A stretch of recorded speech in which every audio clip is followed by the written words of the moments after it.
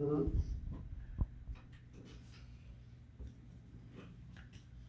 are there any changes to the agenda? I have none. Okay. And that will bring us to, motion to approve the agenda. Second. All in favor? Aye. That will bring us to citizens wishing to speak. Anybody that would like to comment on any topic, the podium and state your name. Okay, if not, then we will move to unfinished business. I'm gonna throw in just a little bit of information in the unfinished business, not anything we have to take any action on tonight, but I believe it is on the agenda for July. We need to see about changing the date of our December meeting. That's currently scheduled for December the 11th. And this is one of these, things that wasn't a conflict before, but it has become one. On, December the 11th and 12th is the ACCG Winter Board of Managers meeting that, I will need to attend. So, I did see it on the agenda. it should be on the agenda for July. I just want to give y'all a heads up so you can look and see what might work for you. That's it. Brings us to new business, discussion, possible action on fiscal year 2024, year-end budget amendments. Andy, you wanna take that for us, please? Okay. These are, we get these every year once our audit is completed. These are just, some, if you will, cleanup for some of the funds, and they have to be done at the fund level. On the second page, you'll see at the bottom, we have an expenditure increase, but we also have the revenue increase to fund that expenditure increase. Most of these are in the form of personnel-related expenditures, health insurance, employee changes, whatever.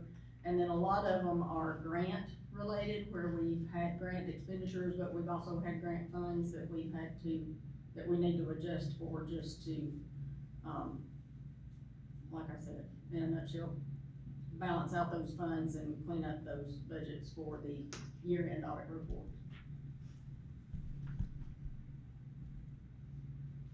Any, discussion on that? I make a motion that we amend the 2024 budget with all of these, additional revenues and additional expenses, which net to zero. I'll second that. All in favor? Aye. Aye. Brings us to discussion and possible action on contract for network monitoring.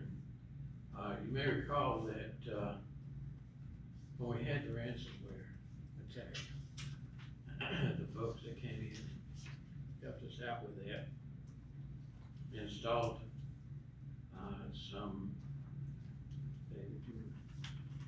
installed some software to continue to protect us for that, and have been monitoring that. We have a contract with them to monitor that. They have divested themselves of the portion that does the monitoring, and are no longer able to do their own monitoring.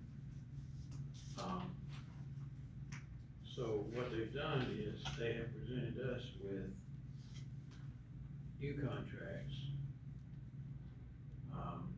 for the same monitoring essentially, but different people. And so what we did was we got two quotes. There's only a couple of folks that are qualified to do this, so we got quotes from both. Now, one is ETC, and the other one is, Sentinel Cybersecurity Services. So they're, getting all the stuff distributed here. So they've both given us a quote for the renewed contract. Which actually,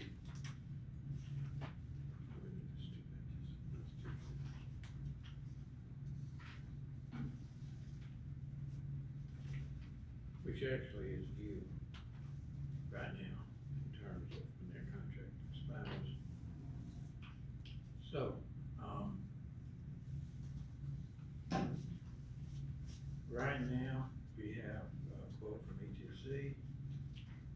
quote from ETC is for $2,436 billed monthly. Total yearly.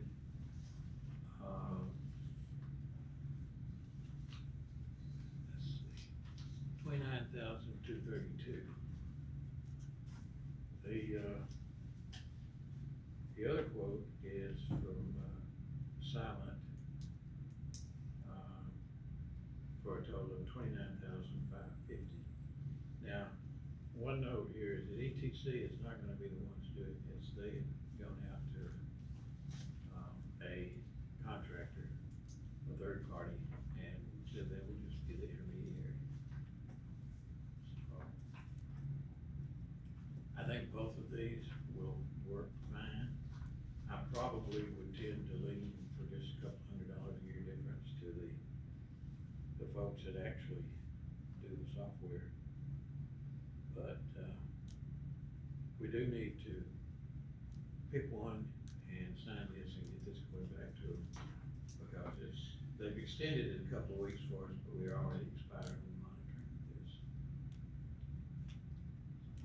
It looks like the cost difference is in material. Right. The Silent is for 210 devices. What, They both should be for 210. this one, the one from Craig North says 203, but that may be, I don't know if that's, Craig came up with a figure of 203 and again gave that quote, but we've already added enough PCs, since then. 210 is the correct figure. my only concern We'd have is, to add back to Craig's figure for 7 PCs. so that his would go up a little bit. His will go up a little bit, and essentially they'll still both be They're gonna- comparable. It's gonna be exactly the same then. Yeah, pretty much, yeah.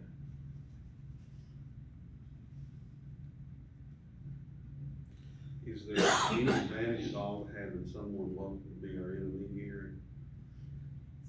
I think there's always value to having somebody local as an intermediary.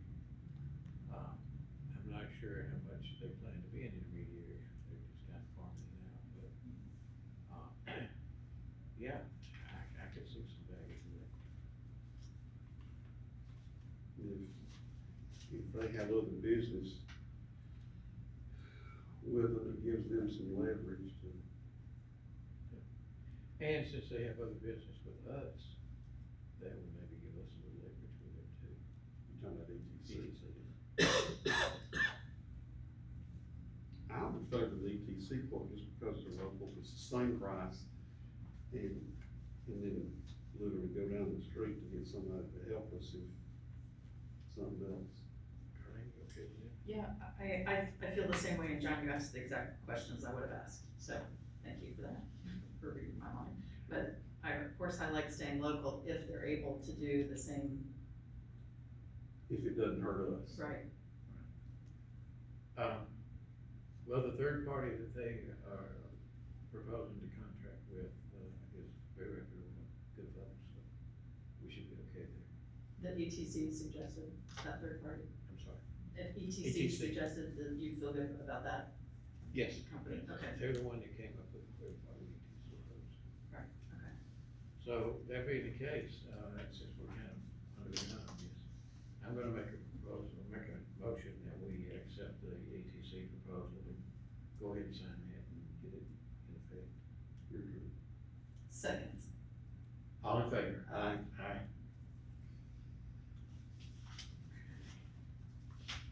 Thank you for bringing that to us. Discussion and possible action on budget amendment for the maintenance department.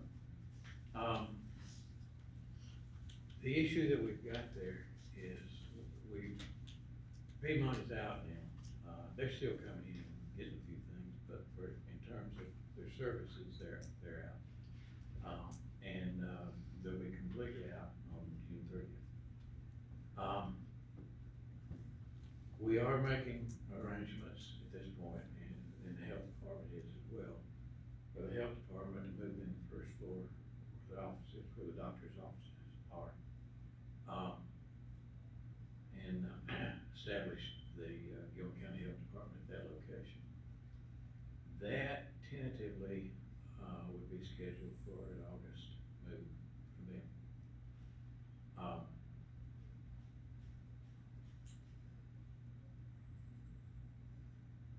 Coincident with that, but not part of this amendment here. The, UGA folks that are on Progress Road, 4-H and the county, folks, will be, once the health department's out, you know, we've gone through and cleaned up and so forth, they're going to move from Progress Road over into what is now the health department building. That's gonna solve a big problem for us when that happens. Yes.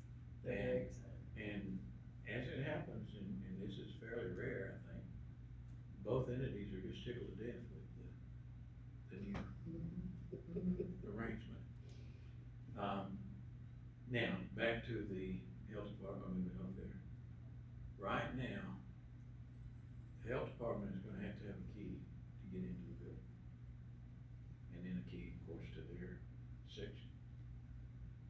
That building right now is key where you got a key to get in the building, you got a key to get into basically everything. Eric is, I think, rightfully concerned about giving a key to everything to the health department. And it's not really about the health department, let me back up on that. The health department, has their own cleaning crew that they hire, independent of our cleaners. These are people we have not paid, and they would have access not just to the health department facilities that they would need to clean, but to the entire facility, and that's where the problem comes in. So, what Eric has proposed is that we hire a part-time person for cleaning that area and not have the third-party folks come in and not be giving anybody else a key. The cost for that, keep me honest on this, Patrick, I think it's $18,000. Yes, sir. It's $18,720 annually. Okay, 18,720.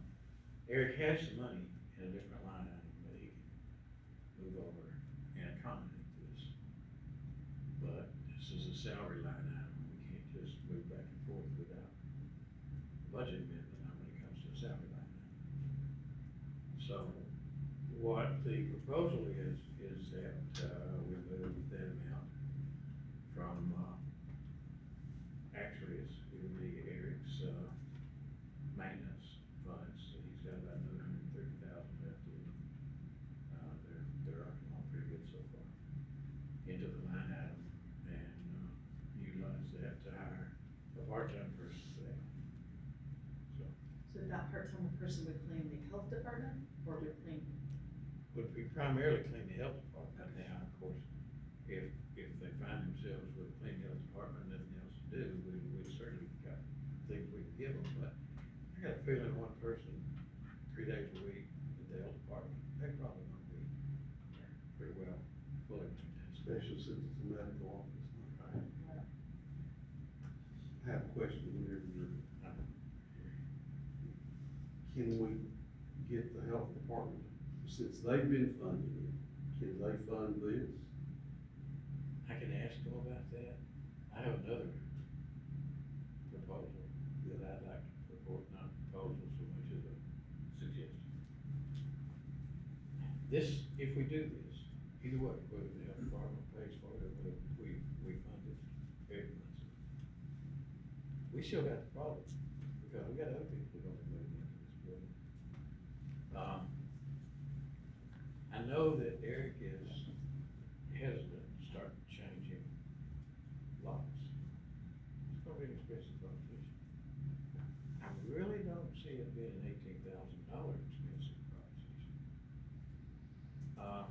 You know, my initial thought on this would be let the health department do their thing and, let's change those locks. And as people move in, if we need to change those locks, we can change them. Again, it'll be an expensive proposition, but I don't see us talking $18,000 for the whole thing. changing the locks to that doctor's office suite. Yes. So the health department still need a key to the main door. The health department would need a key to the main door, but I'm also talking about making that main door not open everything in the building. I never been a real big fan of that. But right now, if you got a key to the main door, you got a key to everything. It makes more sense to me to take that same money and start changing these locks and customizing in the way that we need to do it. Y'all are gonna make the best decision about this. We don't need to be this much in the weeds. Y'all can figure this out because you're over there. We're not. I would think the health department would want their own space locked with their own key anyway. I think That's that'd be health required department because of See, HIPAA. Yeah, so I think I like your solution. But the original solution, it solves a problem, but it doesn't solve the problem. Yeah, right. And I kinda like it, let's just solve the problem. Yeah. So, I agree with you, Charlie. okay, well then I'm going to propose that to Eric, that instead of hiring this person, that we come up with a plan for what locks need to be changed and customized and fund that rather than funding the person. And I apologize, but that's something that kinda came to me after you and I had our discussion, That sounds good.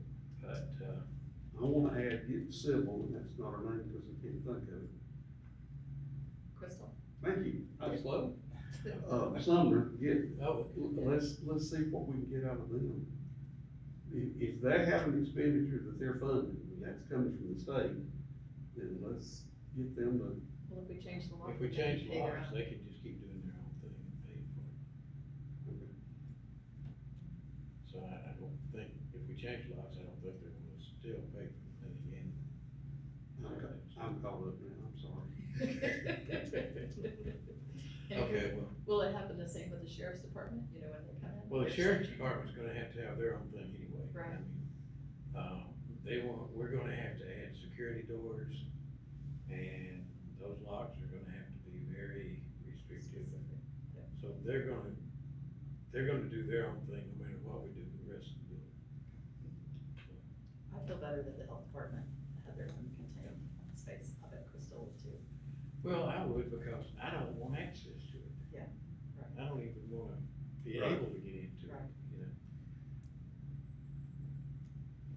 There was a garage door in there, and I don't know what benefits there would be to, putting that back. I'm just gonna mention it was there, if that can help ease some of the congestion and loading things in and whatever. Well, Stacy put a claim on that garage door pretty quickly. Good. That particular room is gonna be a staging area that they need. And there was not room in the space that we have for personnel to also have a staging area. And that fit. What's a stage?